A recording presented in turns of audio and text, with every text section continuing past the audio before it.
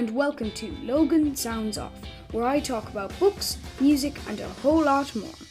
I'm your host, Logan Kelly.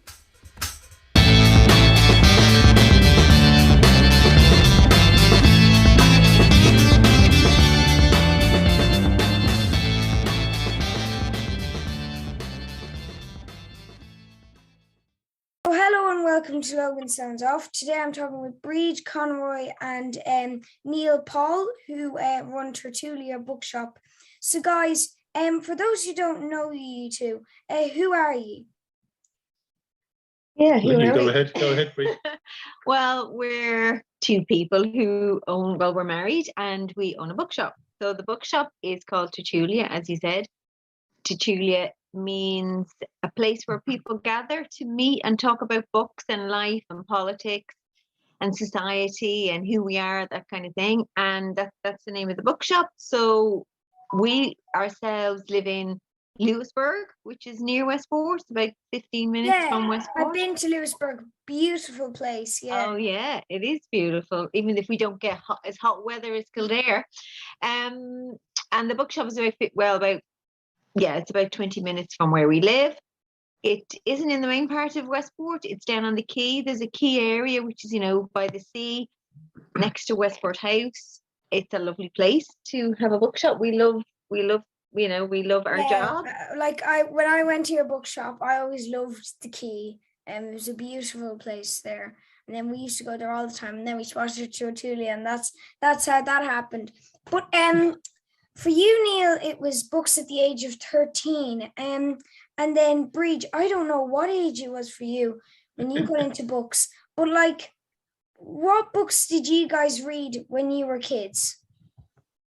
Such a long time ago. Well, I was into science fiction and science fantasy, and I still love science fiction and science fantasy. So nothing's changed there for me, Logan.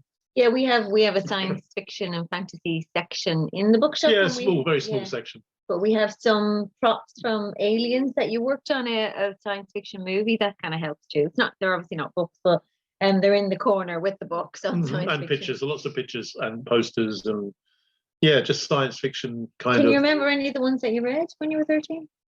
Oh, well, it was Conan the Barbarian, there was a movie made of it. I don't know if you've probably heard of it, Logan. No, I was kind of going, I've never heard of that, but I'll nod my head anyways, listen to that. Wow. Who's that by? Robert E. Howard was the author.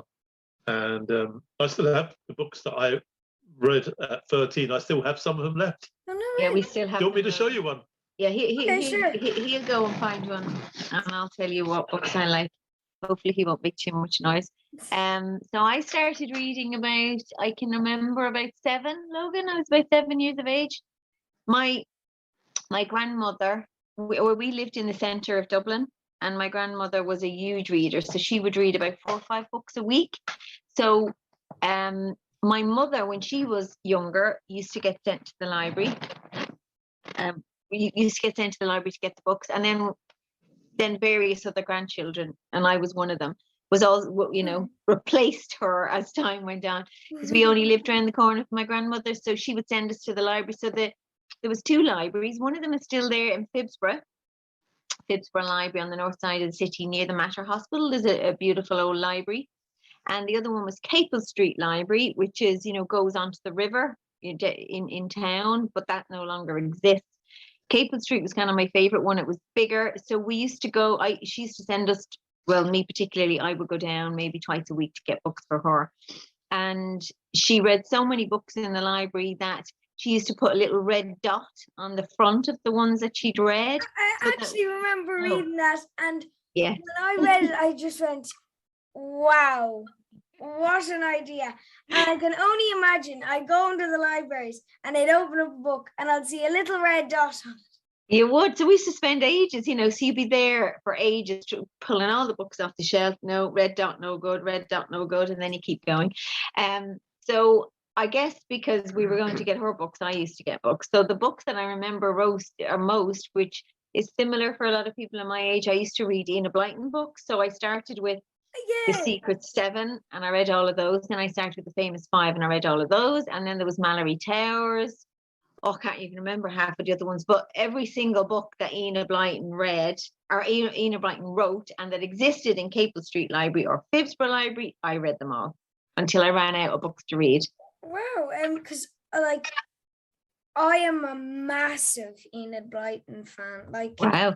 was it when I was 6 or was it 7? I read all the Famous Fives, and I loved them, and I thought they were so good. And I loved them all lined up, and they were really old copies now, picking them out. So, which was your kind of favorite kind of Famous Five book? Oh, I can't remember. I honestly cannot remember. In fact, we do have them in the shop. We do. And in fact, we've got new ones as well. And we have second-hand ones also, those old ones as well. So people have given them to us. I don't know, they went up. There was one where they went off to a rock, didn't they? It was like a lighthouse and five go on a famous 5 go on a rock or something it was called. I remember that one. That was actually my favorite book. Ah, you see. I'm actually not joking when you said that. Wow. And then that sci-fi book, Neil, what was that? Oh yeah.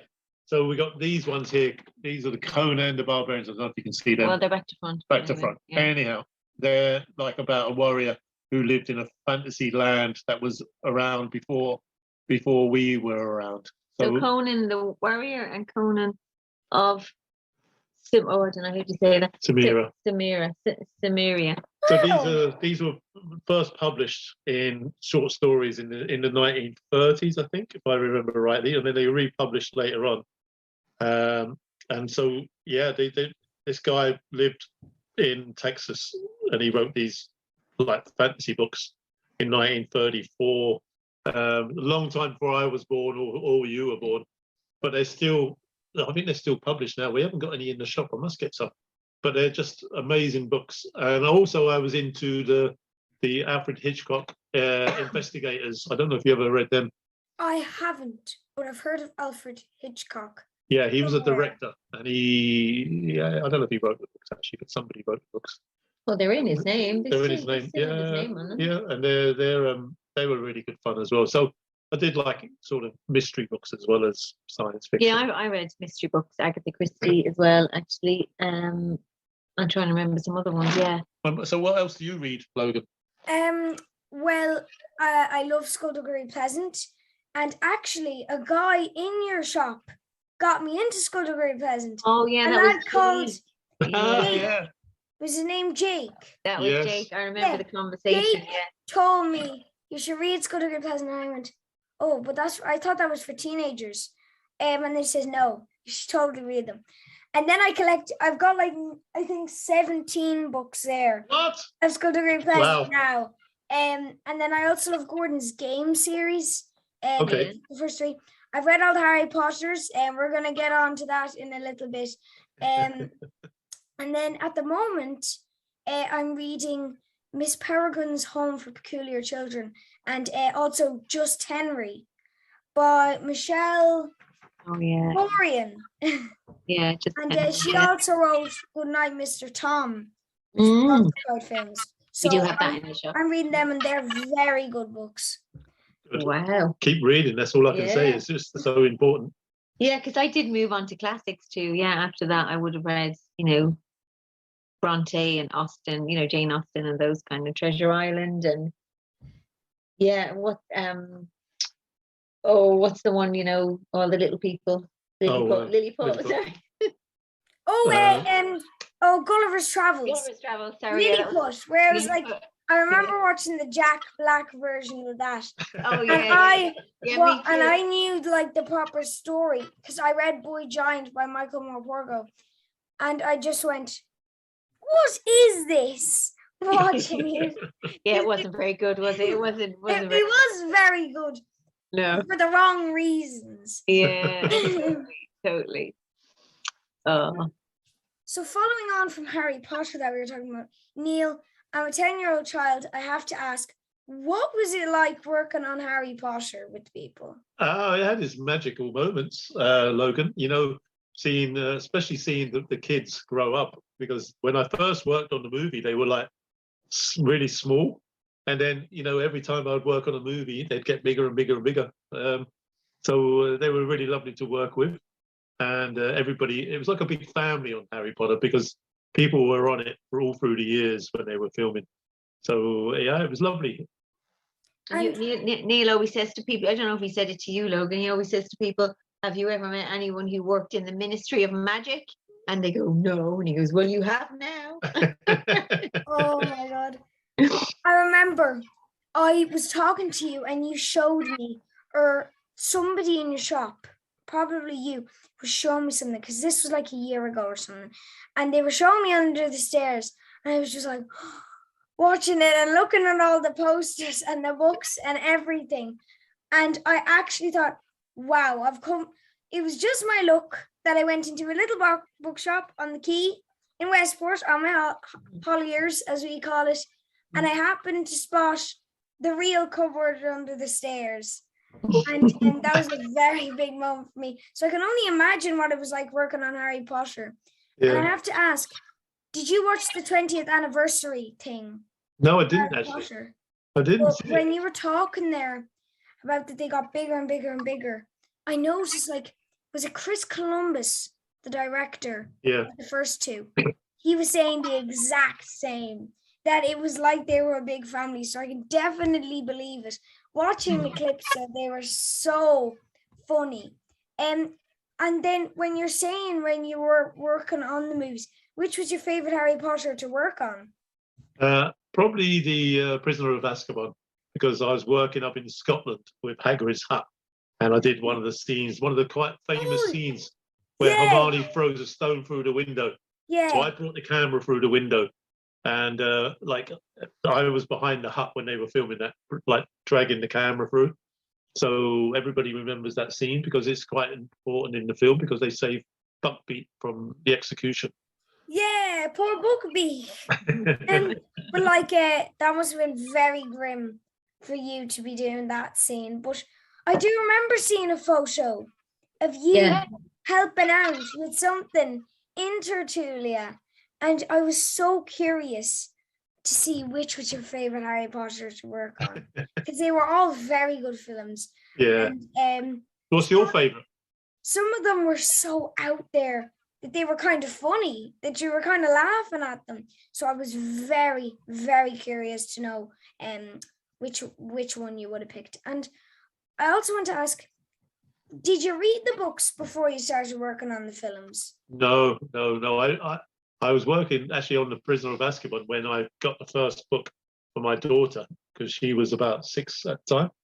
And I bought the book at the airport as I was flying home.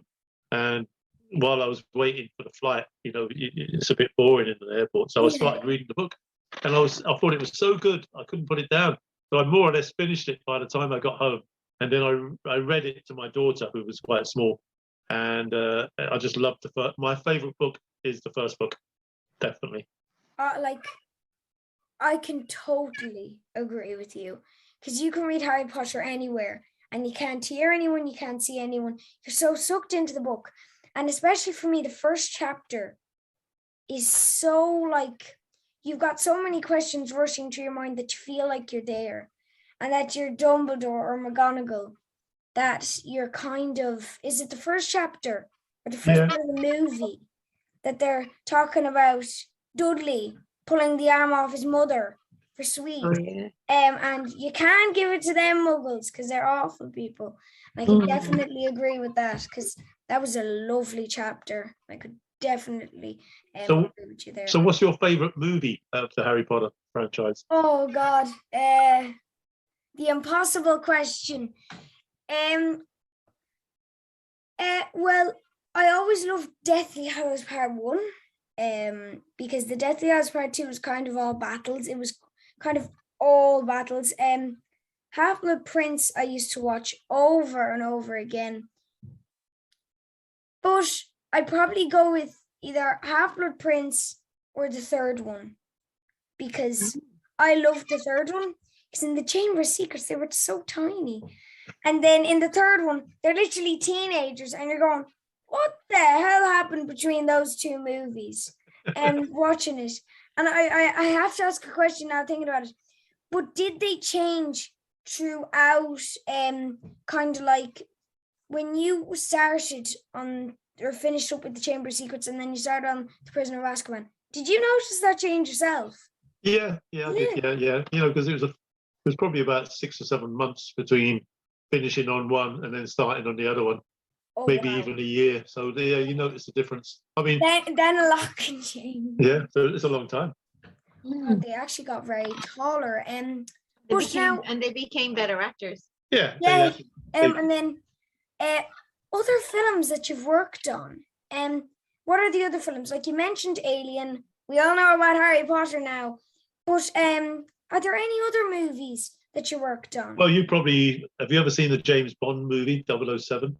I haven't really seen any Bond movies. But I think I've read somewhere that you worked on Octopussy. No, it was actually GoldenEye.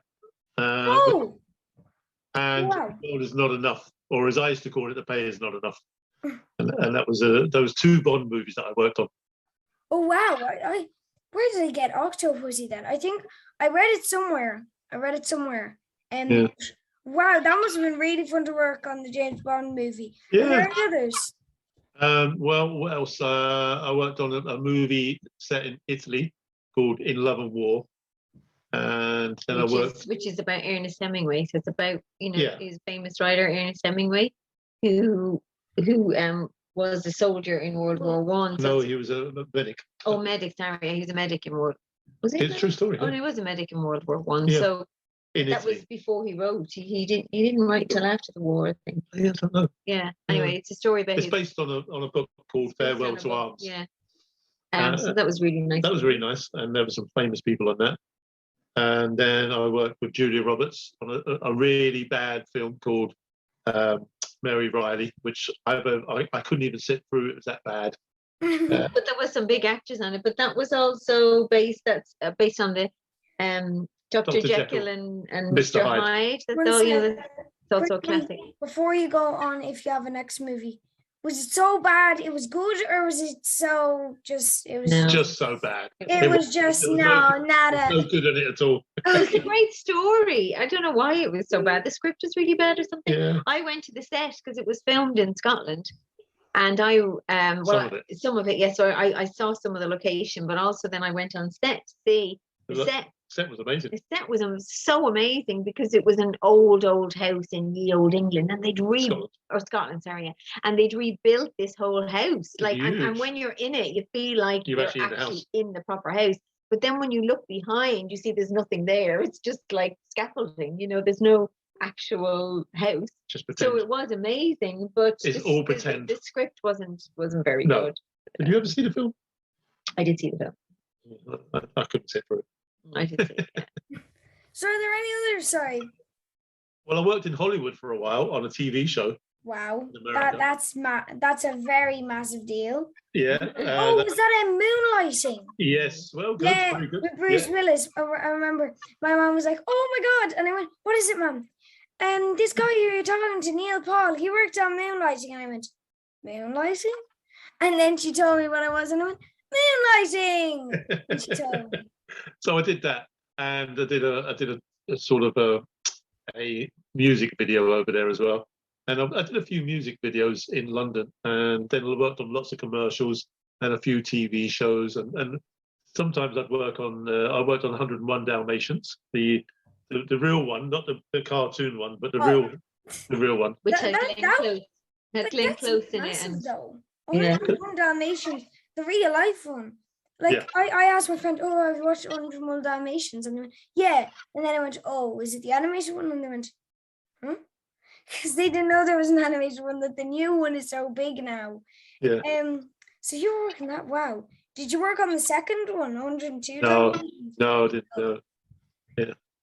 So what do you want to do when you get older, Logan? I always wanted to be a producer or a broadcaster or something in the media. Or if that didn't work out for me and I kind of flunked that, I wanted to be a librarian, or I wanted to work with books. Okay. Because when I always go to myself, I love collecting books. I love being able to say, that's my shelf of books there. They're my 17 school degree presents that I've spent way too much money on They're all my Gordon's games. There's all my Harry Potters. And I always love collecting books. So I want to work in a place where there's lots of books. Well, you may end up running a bookshop one day with all your books. Or being a broadcaster about books, broadcasting about That's books. a good idea. Or and will you have your books as long as Neil has his Conan books? Will you have your skullduggery when you're Neil's age? Yeah. Oh, gosh. I hope not. And actually, talking about the way with the bookshop or a bookshop, with your bookshop, are there any recommendations for kids? Not just me. I'm not trying to get recommendations here. For other kids that are coming into your bookshop that are new and are pretty popular and people are loving them. Well, we have a young lady working with us who's 16. She's working for the summer, called Eleanor. She's really lovely. And she is such an expert on books. So when kids come in, I just say, Eleanor, go and find a book for them. And she does. So she did today. Yeah, She's so good. Because, I mean, you know, the stuff I love is kind of more grown-up stuff, you know, obviously. So I'm not the biggest expert on young kids' books. Yeah, I was trying to think what books are selling and what the customers like the most. I mean, I love reading young adult books, actually, because they're brilliant, and all age kids books. So, like some young adult books can be amazing. Like I read Small Steps by Logan. Is it Sacha or Sakar? I don't know how to pronounce it, and I went, wow. And I also read the first Cherub book. I wasn't going to continue with that series though. It was Jake recommended it to me, and then the teacher told me, actually, you could read those now. I started reading the first one, and then I saw the blurb for the next one, and I kind of had to stop on the series. But young adult books can be really good, so I totally agree with you there. So I mean, some of the big, Heartstopper, which is a graphic novel, is very popular at the moment. That oh would be wow, kind of for older. Heartstopper, okay.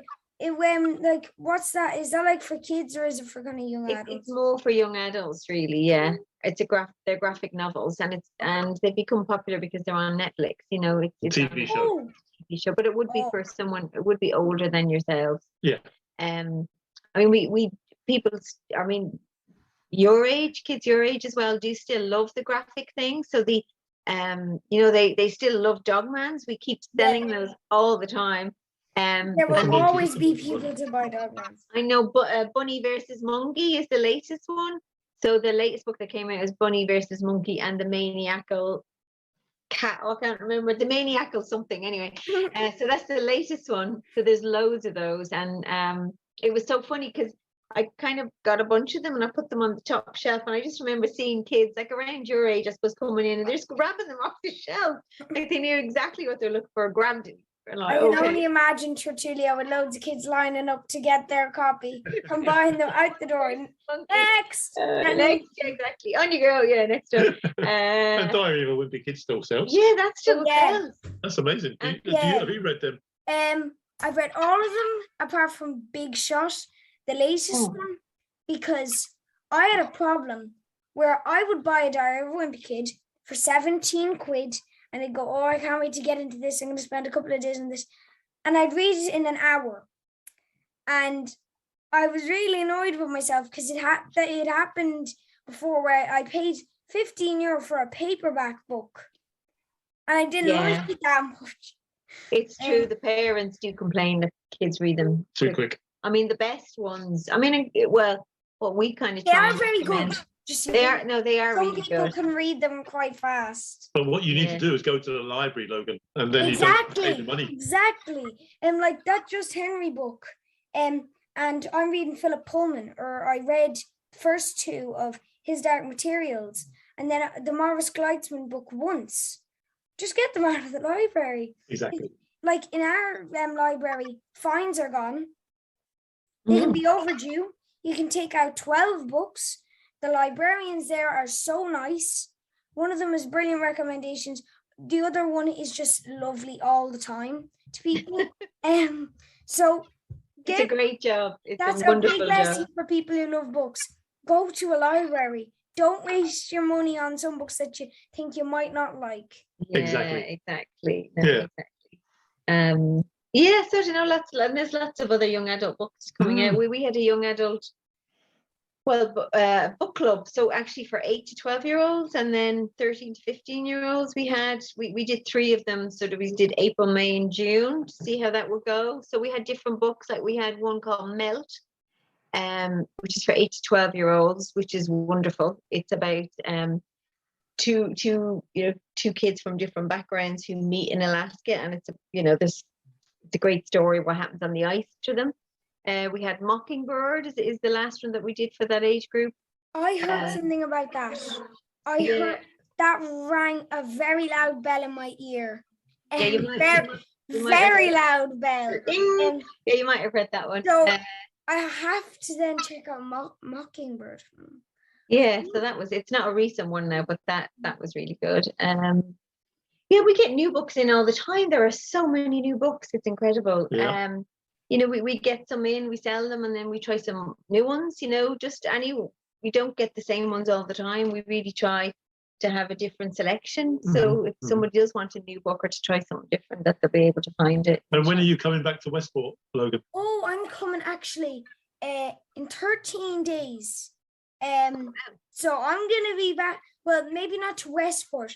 See, for those who don't know where to go for their holidays, you know Ackle Sound?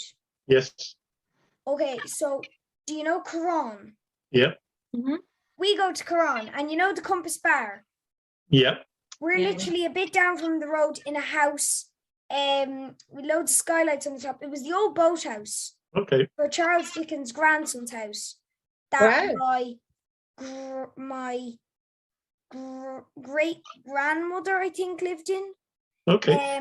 My mom's grandmother lived there.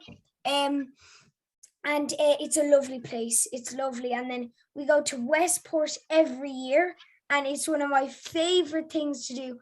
We just a bit of holiday money, just running around looking through all the shops. And then I've only gone to Tertulia. Sorry, I've gone to it twice. The last time I went was in October. Actually, I told a lie. It was in October, not July, when I went over there. And I bought The Wizards of Once. And I went there when I went to the only fjord in Ireland. I went to a little hotel there. And it was quite close to Westport, so we popped down. So yeah. That's the next time I'm coming to Westport. So we might see you when you come down then. During a week and a half in 13 days, I'll be in around there. But I can guarantee I'm going there unless something really bad happens. I'm sure it won't. Really, really bad. Nothing's keeping me from there. Good. Oh, good. Excellent. Okay, that's good. And then with favorite tunes, like I read a thing. You were talking to Daniel Radcliffe about punk bands, and I went, whoa, Daniel Radcliffe likes punk. And then I read that you were into the Clash, I think. Yeah. Stuff like that, and there's some brilliant bands. So what are your favorite tunes? And Brid, what are your favorite tunes as well? God, there's so That's many. a difficult question, Logan. That's very I tell difficult. you, whenever I ask this to a DJ and musician, it is hilarious watching it back. It's actually hilarious. Well, because they have so many that are their favorites. I know. Like when someone asks me, I go, can I have 10 favorites? Oh, I don't know. Music's kind of funny. I think for us, particularly for our kind of age group, as well, because there was so much change. There was so much new music each 5 to 10 years. So when I was younger, I started off and I loved, I met my cousin this weekend who I hadn't seen for ages, and he said to me, he always remembers the day I came round to their house with my Grease album. So Grease was John Travolta and Olivia Newton-John. It was the movie. So we had the soundtrack. Yeah, so it was my first LP, and it was the soundtrack. I was 11 years of age, and I went round to my cousin's house and showed them all the dance moves from Grease. So that was kind of my beginning of music, which sounds very uncool. You know what? Whenever I will ask someone what is their favorite music, I will always compare it to when Brid Conroy told me I got a Grease album and I showed my cousins how to dance with it. I will always compare it to that. Now there's the Brid standard. Very high now. Thank you. I like that standard. And I did move on. I moved on to Saturday Night Fever, which was actually better than Grease. Soundtrack from that, yeah. Staying Alive is still one of my favorite songs of all time. Bee Gees. Bee Gees if you're in a bad mood, put Staying Alive on, and that's it. You'll feel instantly. Even like the kids in my class, when the teacher goes out, they go 1, 2, 3, 4, and then they start going. Everyone knows that. They all love it. Now I think it was like 1 million listens on Spotify. And Bee Gees are quite famous for that song. And I remember watching the video with them walking through the street, and I just, oh my God. It's so ridiculously 70s. Oh my God. It is. It's so 70s. At least they didn't have like very floppy jeans and massive hair. That would have been very, very painful to watch. What about you, Neil? You're David Bowie. You've heard of him, I guess. Do you know what?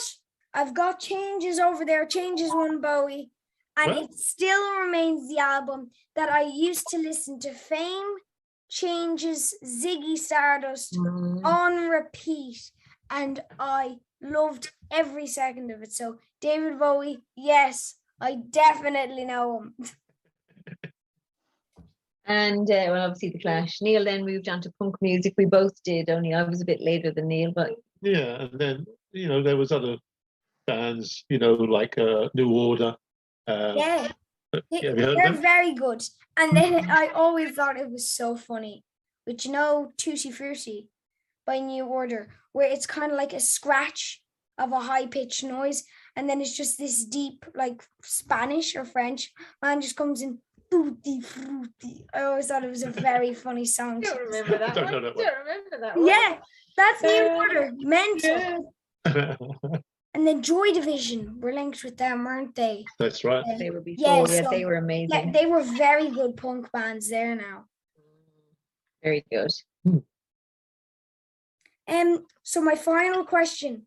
I've asked this to so many, two. I was about to say so many people too. But have you got any questions for me at all? Good question. Yeah, why do you want to do these interviews? Why do you like them? Well, actually, I've had 2 questions that were the same in a row, and I'm kind of happy there's a different one. But I like doing these interviews simply because it's a way of connecting with people and kind of getting Logan Sounds Off to be known more, so people can try to get to know people, because like Tertulia, a lot of people love Tertulia and a lot of people have gone to your shop. So it's kind of nice to know about people, where I just like interviewing people because it's fun to talk to someone about something that I enjoy. Myself, I love books, and this is like my first book kind of chat. And then I've interviewed loads of musicians and DJs as well. And I love talking to music about that, because Logan Sounds Off is about music and books. So that's why I love interviews. Just to have someone to chat to be honest, at the same time. That's kind of the other side to it, but I just love doing the interviews as well. It's just very enjoyable to talk to someone like you guys. And you're very good at it, Logan. You are very good. Thank you. Very good. Yes, I can see you on RTE in a few years' time. Yeah, I went for Late Late Toy Show last year. That was a big bust.